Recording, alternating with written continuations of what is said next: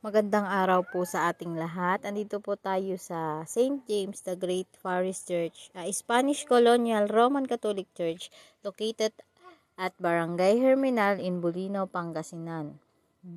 Makita po natin dito si Blessed Odorico. Siya daw po ang unang nakapagmesa dito sa simbahang Katoliko. Simbahang Katoliko po ito ay 414 years old na po sa ngayon. At makikita po natin sa ceiling ang mga larawan nahango po sa ating Biblia. Ayan po siya. Makikita nyo po sa itaas ang mga iba't ibang mga pictures na kinala po sa ating Biblia.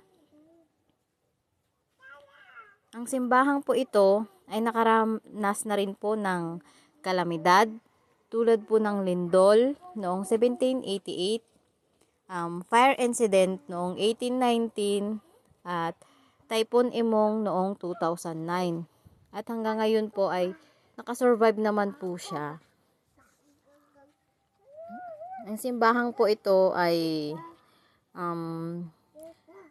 base po sa aking nakalap na impormasyon, ang simbahan daw pong ito, ang St. James the Great Forest Church, ito daw po dito daw po ginanap ang unang mesa sa simbahan po dito sa Bulinaw, Pangasinan.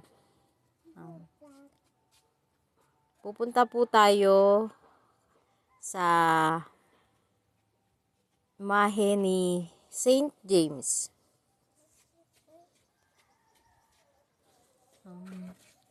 Si St. James daw po